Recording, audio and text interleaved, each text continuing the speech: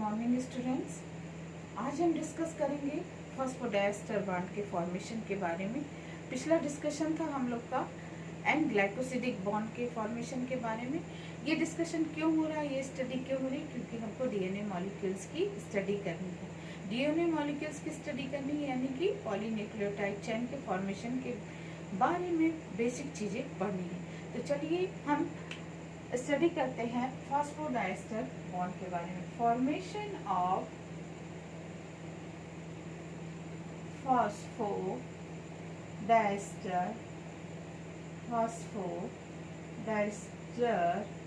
Bond या linkage.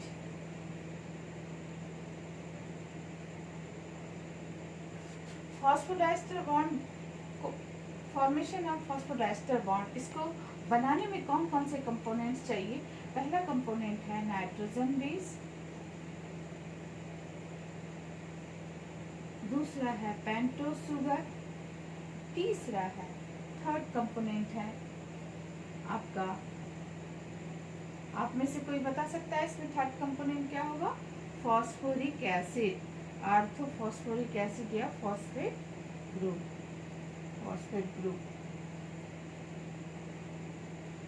ठीक है बच्चों, नाइट्रोजन बेस और पेंटोज शुगर के रिएक्शन या कॉम्बिनेशन से जो स्ट्रक्चर फॉर्म हुआ था वो था न्यूक्लियोसाइड। ये पिछले लेक्चर में मैंने आपको बताया था। अब इस न्यूक्लियोसाइड प्लस इनऑर्गेनिक फॉस्फेट मिलके बनाएंगे न्यूक्लियोटाइड। तो ये स्ट्रक्चर का फॉर्मेशन कैसे होता है इसको अब आगे हम आपको बता रहे हैं। Pentose sugar 5 carbon pentose sugar, पिछले लेक्चर में मैंने आपको बताया है।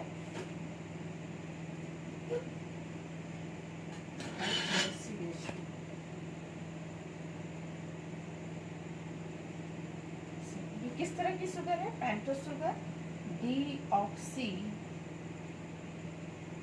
Ribose sugar.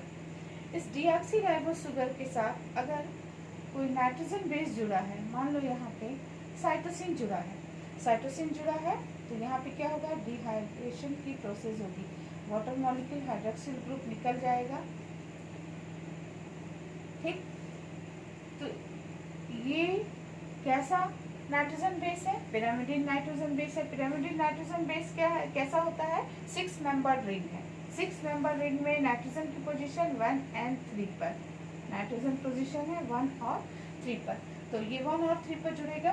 तो ये पूरा स्ट्रक्चर कहलाता है न्यूक्लियोसाइड NS।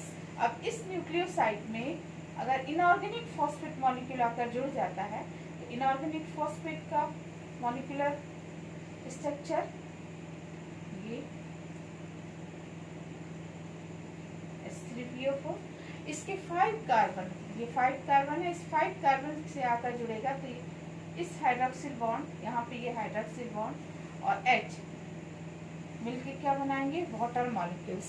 वाटर मॉलिक्यूल का फॉर्मेशन होगा, वाटर मॉलिक्यूल बाहर निकल जाएगा, तो ये यहाँ जो लिंक फॉर्म होगा वो डिहाइड्रेशन कंडेंसेशन लिंकेज, और वाटर मॉलिक्यूल बाहर रिलीज हो जाएगा। इस वाटर मॉलिक्यूल के बाहर रिलीज होने से ये इस तरह का स्ट्रक्चर यहाँ पे फॉर्म होगा। ठीक, तो ये जो स्ट्रक्चर बना इस लिंकेज से, डिहाइड्रेशन कंडेंसेशन लिंकेज से जो ये स्ट्रक्चर फॉर्म हुआ, ये पूरा स्ट्रक्चर है एक न्यूक्लियोटाइड चेन का। इस न्यूक्लियोटाइड चेन का नाम हम क्या देंगे? क्योंकि ये किस तरह की शुगर है? डीऑक्सीराइबोज शुगर है।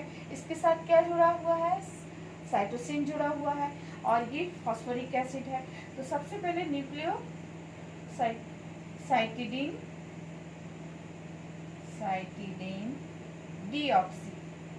डीऑक्सी लगाना मत भूलिएगा, क्योंकि डीऑक्सीराइबोज शुगर के साथ, राइबोज शुगर के साथ ये रिएक्शन नहीं हो रही। डीऑक्सीसाइटिडीन प्लस IP, तो क्या बनेगा? DCMP, deoxycytidine monophosphate. मोनोफॉस्फेट किस कार्बन पे जुड़ा है? मोनोफॉस्फेट 5 मोनो इसलिए क्योंकि 1 sugar molecule are attach here there, ठीक। तो मोनो 5 मोनोफॉस्फेट 5 डीऑक्सी मोनोफॉस्फेट, और ये 5 मोनोफॉस्फेट कहेंगे, या फिर हम यहाँ पे जो ये बनेगा इनऑर्गेनिक जो फॉस्फोरिक एसिड है इसमें निगेटिवली चार्ज है, तो इस निगेटिवली चार्ज की पोलरिटी की वजह से इस न्यूक्लियोटाइड में एसिडिक प्रॉपर्टीज आ जाती है। इस एसिडिक प्रॉपर्टी के कारण जो एसिड फॉर्म होता है वो साइटिडाइनिक एसिड होगा। इसी तरह से ATGC इसी तरह से adenylic acid, guanylic acid and cytidylic acid and thymidylic acid का फॉर्मेशन होगा, और इसी तरह से ये न्यूक्लियोटाइड चेन का फॉर्मेशन होना शुरू हो जाएगा। अब यहाँ पे सिर्फ मोनो है, 1 sugar molecule, second sugar molecules are attached here, second sugar molecule are attached here, and just suppose like is thymidine nitrogen base, and third, अब इसकी पोलरिटी क्या थी 5M पे, तो इसकी सेकंड सुगर मॉलिक्यूल के साथ ही फॉस्फोरिक एसिड आकर के जुड़ेगा, तो ये बनाएगा यहाँ पे थर्ड, तीसरे का जो नेक्स्ट सुगर मॉलिक्यूल होगा पेंटोस सुगर, उसके थर्ड मॉलिक्यूल के साथ ही पोलरिटी लेगा, तो ये जो बना, ये पूरा स्ट्रक्चर बना which is diester carboxyl group है, एस्टरिक ग्रुप है, तो यहाँ पे डाइएस्टर बॉन्ड का फॉर्मेशन हुआ। किस तरह का डाइएस्टर बॉन्ड? फॉस्फोडाइएस्टर बॉन्ड, ठीक। तो ये जो पूरा हम यहाँ जो आज स्टडी कर रहे थे आप लोग को बता रहे हैं फॉर्मेशन ऑफ फॉस्फोडाइएस्टर लिंकेज। तो फॉर्मेशन ऑफ फॉस्फोडाइएस्टर लिंकेज मतलब दो पेंटोस शुगर के साथ ये बना, तो डाइएस्टर, 1 के साथ बना मोनो, 3 के साथ है ट्राइएस्टर पेंटा, तो 1000 of nucleotides are attached together and formation of polynucleotide chain. Polynucleotide chain एक स्ट्रक्चर है डीएनए का, और डीएनए को सबसे पहले किसने डिस्कवर किया था? न्यूक्लिक एसिड में कहा था, डीएनए को किसने कहा था न्यूक्लिक एसिड में?